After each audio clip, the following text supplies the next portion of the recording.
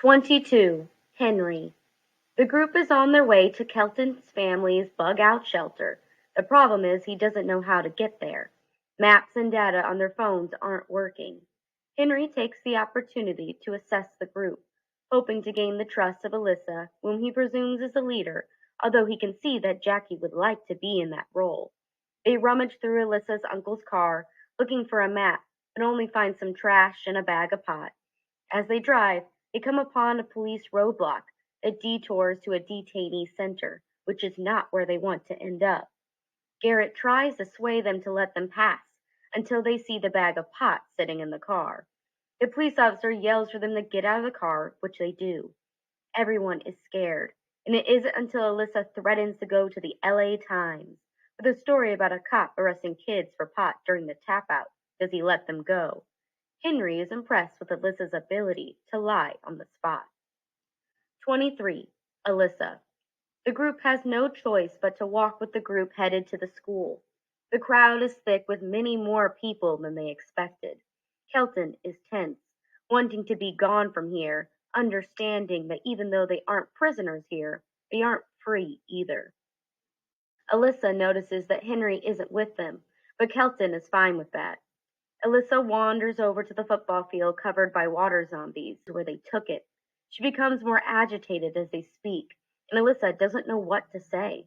The woman's only been there since yesterday, and the water line hasn't moved. The woman desperately asks her to go get water from the gym.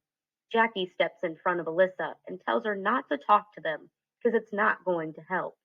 She can't bring herself to walk away and not help, but in the end, it's what she does. 24. Henry. Henry didn't leave the group on purpose.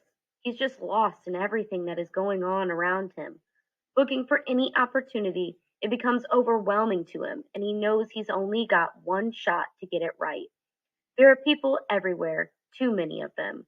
Henry slips away from the crowd and sees the empty swimming pool, which isn't a surprise. But then he sees body bags sitting on the pool deck, at least a dozen of them.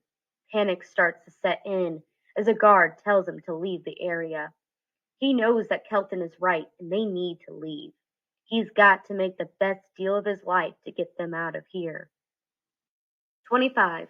Alyssa. Standing in the crowd, trying to move it, becomes clear to Alyssa that there are too many people here.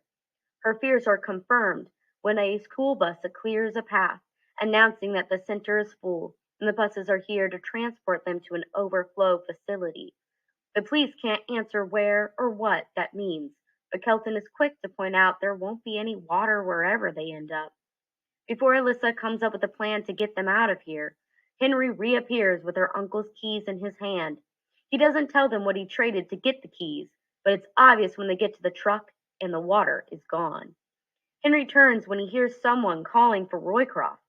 The teen who called for him is confused and angry because this boy is clearly not Roycroft. Henry is flustered and yells for everyone to get in the truck, but drops the keys underneath it. He dives under the car and emerges on the other side with keys in hand. They are all in the car now except Jackie, and they don't know where she is, and Henry doesn't want to wait. Henry reverses the truck, smashing into cars to clear a path. Then they see Jackie running toward them with the stolen water. She catches up to the truck, throws the water in the back, but realizes that Henry isn't slowing down for her. She jumps in the back and they careen away with Henry speeding off. Alyssa can tell he's changed somehow, and he mutters to himself that it's all fine now. He tells them he saw body bags at the center, and he had to get them out of there.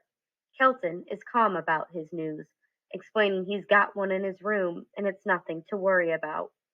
He slows down to let Jackie in, but when she demands to drive, he floors it, leaving her to run and catch up again.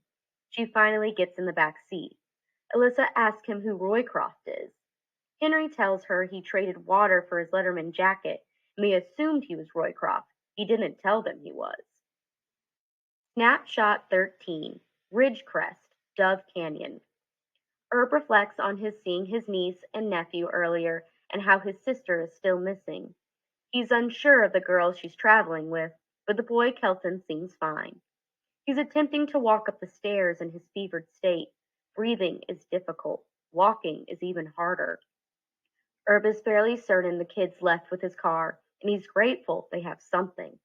As he slowly walks up the stairs, he thinks about the blind trust he and the others in his neighborhood had, rigging up a system of water to come out of the tap, not thinking about what kind of water they were drinking.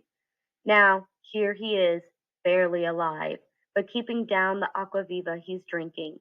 He made sure to act stronger in front of Alyssa and Garrett, but things are bad. He walks into his bedroom and sees Daphne. He feeds her small bits of food and dribbles of water into her mouth, but she can't keep it down.